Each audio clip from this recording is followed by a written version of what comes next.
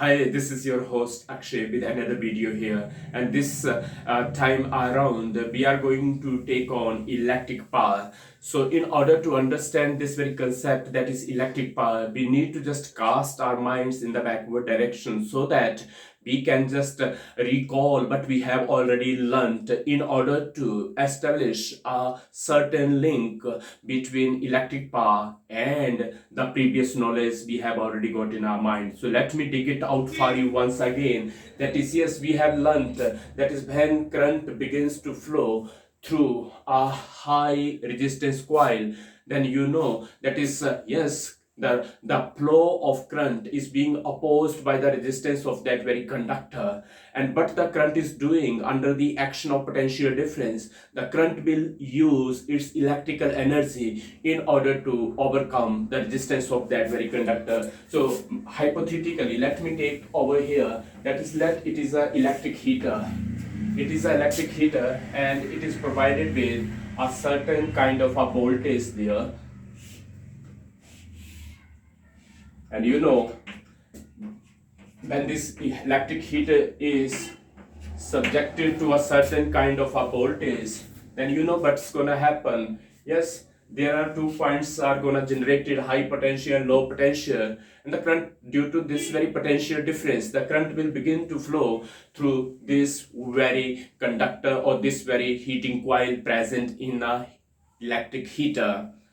Okay, but the journey of electric current through this very high resistance coil is not easy one, as you have already know, as you have already learnt in previous discussions there, because of the reason that its resistance is very high, and as the current begins to flow through this very high resistance coil, its motion is being opposed.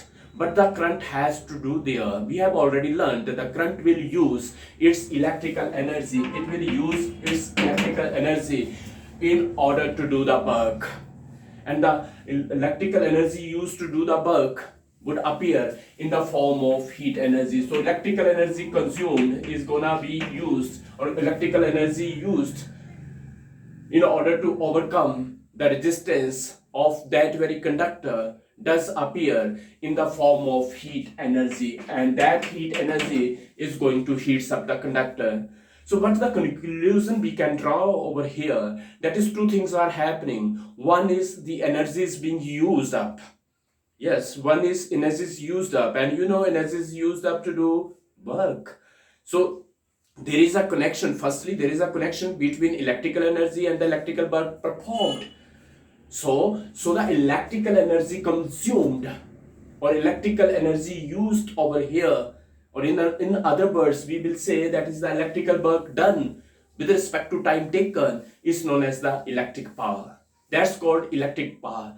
If higher the electric power, higher the work would be performed by that kind of you can say a circuit there, or that by electric appliance over there. So but we are learning over here that the current which flows through a conductor does work there, or the current which flows through a conductor is used up in doing some sort of work there. So the work done per unit time taken is known as the electric power. So that's called electric power here. So here it is, electric power is equal to rate of doing work, and rate of doing work means work with respect to time taken. So here it is, work done upon time taken. Work done or time taken. Remember, electric power is represented by P, and it is P, and work done, it is represented by W, and the time taken, that is time T, it is P is equal to W upon T. That's the one expression we have got over here. Now the one more thing which I have just related here with work and energy is that is, yes, in order to do the work, energy is required to be consumed. The consumption of energy is needed, because you know electric heater will never gonna just give you heat energy unless until it is being fed with electric current. So the electrical energy will be used firstly and then that electric energy will be delivered in the form of heat energy. So the delivery of energy by the electric heater is dependent upon the consumption of electric energy. So that consumption of electric energy will do the work, and that's why we can refashion this very, you can say, definition here, that is electric power, or the another one, electric power is defined as the electric energy consumed, electrical energy consumed with respect to time taken, or electric power, that is P is equal to E upon T, and that's another expression for the electric power. P is equal to E upon T. So that's what the electric power is all about, means the capacity to do the work with respect to time taken is known as the electric power. And remember, the current is what doing the job over here. Electric energy is being used, electric energy which is present in current is being used to perform the work there. And as I have told you, that is, yes, for example, you can say electric bulb. First, it will consume electrical energy when the current flows through high resistance tungsten filament. Then the electrical energy is being used to overcome the high resistance of that very tungsten filament, and during the process, that electrical energy which has been used to do the work does appear in the form of heat energy, and that releases the glow there. So the energy consumed is energy delivered. Energy consumed is equal to energy delivered. So that's what we are saying here. Energy consumed is equal to work done. Because in order to do the work, you need to have energy. So the energy consumed is equal to work done. So that's why there is a direct link between work done and energy consumed. So that gives you another mathematical expression over here. But one more thing we can get is that is, yes, work is being done over here. And you know what is the work done? Work done, we have learnt, is W. Work done is always equal to the product of potential difference and the quantity of charge. This is what we have learnt in the definition of potential difference. In the potential difference, we have learnt that is potential difference acting across the ends of a conductor is defined as the work done to bring one unit charge from one end to another end. So it is charge, electric charge, or you can say that is potential difference V is equal to W upon Q, or in other words, W is equal to V multiplied by Q. So we are gonna remodel this very formula in the form of voltage, current, and resistance. That's what we are gonna do further. Because you know, when we are talking about work, we can't be silent about potential difference, because work is gonna be done under the action of potential difference, and this is the main source here of everything which is happening there. Current can't move an inch further without the potential difference. So we can't keep potential difference aside. Whatever is happening right over here is happening because of this very potential difference acting across the ends of a conductor. So once we have put up the word work done, so we are gonna be related to the potential difference. So that's what we are gonna do, that work done can be summarized as the potential difference acting across the ends of a conductor and the quantity of charge flowing through that very conductor. So we will write W is equal to V upon Q, and we will put W is equal to V upon Q, V multiplied by Q in equation number 1. So put W is equal to VQ in equation number 1. But we are going to get here, this is the equation number 1 I am talking about here. P is equal to W. In place of W, we will write VQ upon T. Here it is. But just look this one, Q upon T. We know since Q upon T is equal to current, the rate of flow of charged particle is called current. So in place of Q upon T, you are going to write I. And here, therefore, this implies that power is equal to VI. and this is the another mathematical expression, that is the third one. E is equal to VI. Okay, we can have another two expressions going here thanks to the Ohm's law, by just replacing V with IR and also placing I over there. We will get two new formulae, and let us have those here. Let us have here, since we have got P is equal to VI, and we know Ohm's triangle technique, V, I and R. Okay, here firstly we know V is equal to IR. So by using Ohm's law,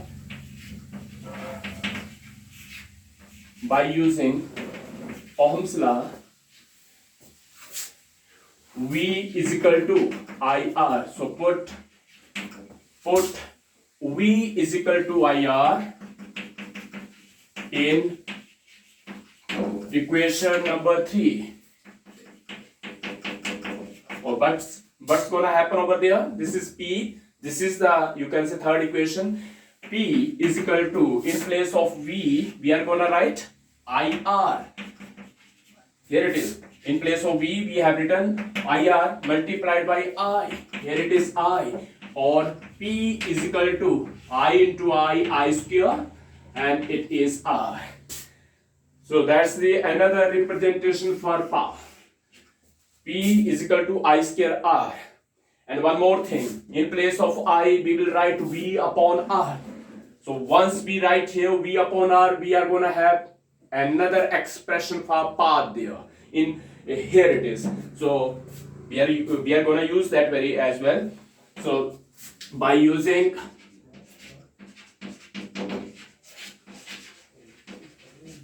Ohm's law, yes, we will say that is I. Yes, I is equal to V upon R. So put I is equal to V upon R in equation 3. Put I is equal to V upon R in equation number 3. And what is going to happen? In place of I, we will write V upon R. So power P is equal to V multiplied by, in place of I, it is V upon R. This implies that power is equal to V square upon R. Here it is. So P is equal to W upon T. P is equal to E upon T. P is equal to VI. P is equal to I square R. And P is equal to V square upon R. The different expressions meant for electric path there. So we are gonna just table them together. Yes. First it was P is equal to W upon T. Here it is. Another one, P is equal to E upon T. Third one, P is equal to VI. Yes, that involves voltage and current, because these things are very much involved here. It is not only the work or electrical energy. Behind the scene, voltage is there. And once voltage comes into play, current will be have its say over there. So that's why V and I. And once we talk about current and a conductor, obviously conductor is gonna offer resistance to the flow of electric current, which we have talked in the very opening of this very discussion. So there is the mention of resistance is required as well. So mathematical expressions these are, which are being driven one after another by simply keeping these things in mind, and you can be just going through each and every expressions there. So P is equal to V upon R, VI. That's what we have got here. Another one is that P is equal to I square R. Simply we have put IR over here and we got I square R. That's the another expression for electric power. And P, finally P is equal to V square upon R. So these mathematical expression meant for electric power must be committed to memory.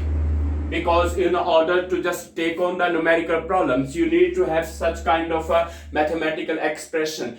Yes, you can use any kind of a mathematical expression over there, but remember, don't forget what is present in a given a numerical problem there. If the numerical problem is revolving around voltage and current, then you need to just use this very, you can say, mathematical expression meant for electric power. And if it is involving around or revolving around electric current and resistance, this formula is gonna be used. And if it's voltage and resistance present in given numerical problem, then this representation can put into play there. And if simply there is the work and time, here it is, electric energy consumed, time, here it is. So these are the expressions meant for electric power there. Now let me take you through the unit of electric power. The SI unit of electric power is watt. Here it is.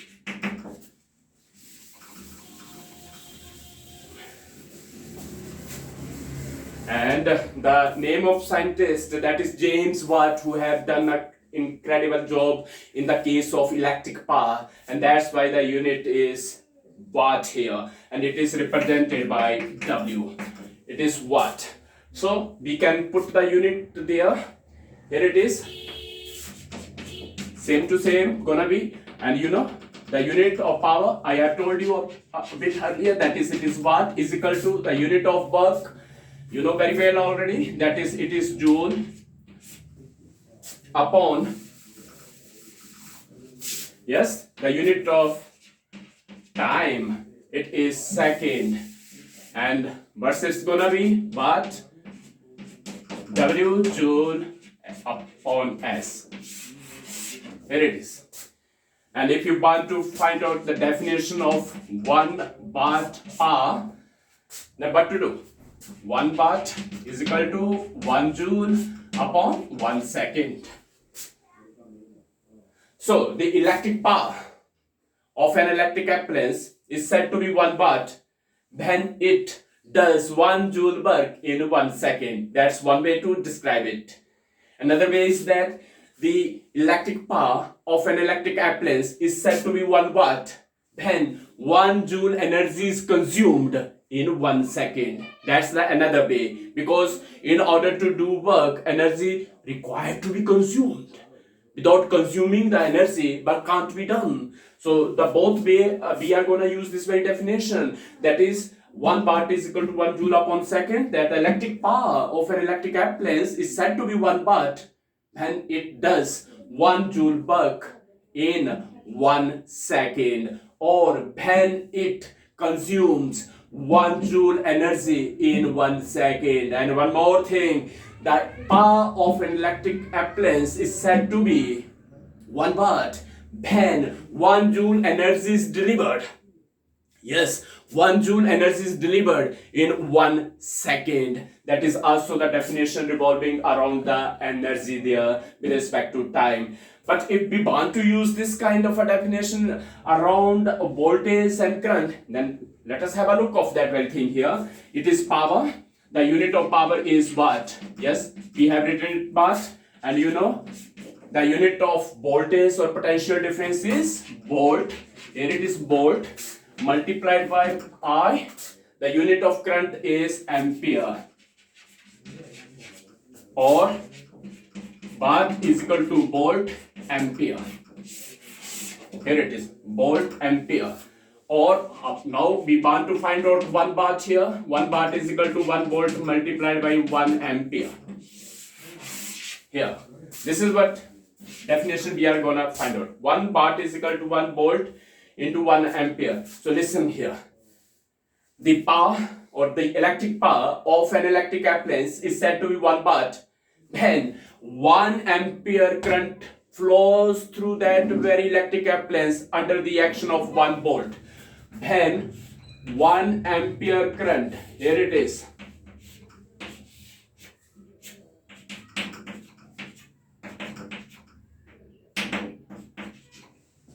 the power of an electric appliance is said to be 1 watt when 1 ampere current flows through this very conductor in one under the action of 1 volt.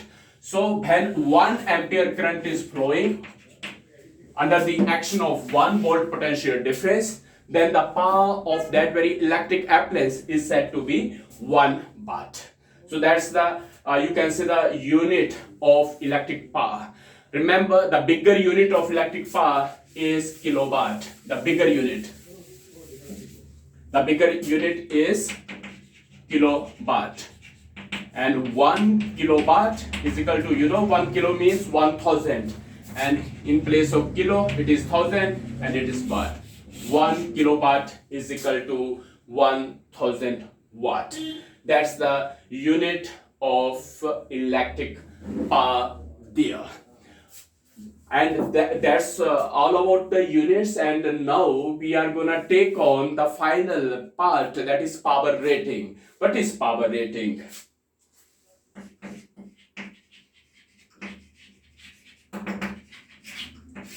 Yes, that's very simple, because if you buy an electric bulb, say electric bulb, you are buying an electric bulb from a marketplace.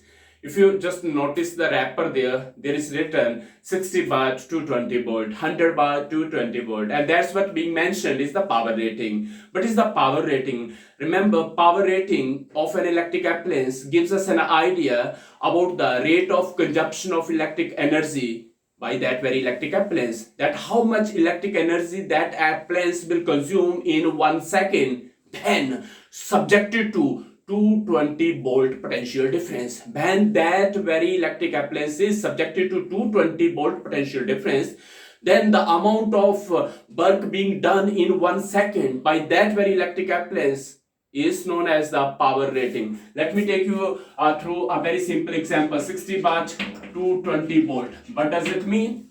This is the power of an electric bulb. Let me just go through further. Power, it is 60 watt, and I have told you a bit earlier that watt is equal to joule upon second. Since you know watt is equal to joule upon second, we have learned here. Here it is joule, here it is second, here it is watt. Watt is equal to joule upon second, so we can write it as 60 watt in 1 second. Here it is. What does it mean? The power is 60 watt means it is 60 joule. Power is 60 watt, it means 60 joule per second. What that means? It means that this electric bulb, when subjected to 220 volt potential difference, will consume 60 joule of energy in 1 second. That's one way. Another way is that when this electric bulb of 60 watt wattage is subjected to 220 volt, then it will release or deliver 60 joule of energy in 1 second. That's the another way. Because when bulb is just put in the circuit and current is allowed to pass through it, it glows and emit light. So the energy being delivered depends upon its wattage, its power rating. How much work is gonna do depend upon its power rating. So power rating gives us a clear-cut idea that how much energy it's gonna deliver in 1 second when it is subjected to a certain amount of potential difference. And if it is being written over there, it means when a bulb of 60 watt is subjected to 220 volt, then it means it will deliver 60 joule of energy in 1 second. And if you have taken 100 watt, then it will deliver 100 joule of energy in 1 second. If you have taken 100 watt bulb to 20 volt, when this 100 watt bulb is subjected to 220 volt potential difference, then it will release 100 joule of energy in 1 second, and that's why the glow of 100 watt bulb is pronounced or more as compared to the glow of 60 watt bulb, because it depends upon the amount of energy being released. It depends upon the amount of energy being consumed per second, and the amount of energy consumed per second is equal to the amount of energy delivered in 1 second, and that's why the glow is very much on the higher side as compared to the glow of 60 watt bulb. So that's the power rating, which let us know that is, yes, what's the you can say a rate of consumption of energy of that very electric appliance when it is subjected to a certain or definite kind of a voltage, say it is 220 volt. That's called the power rating. So that's all about the electric power, and these are mathematical expressions which are gonna be handy in cracking numerical problem. Hope you got these steps in your mind. If you have got any kind of a doubt, you can just post those dots just over there in you can say that is in this very classroom, and I am gonna take on that very dots in the due course of time. Thanks.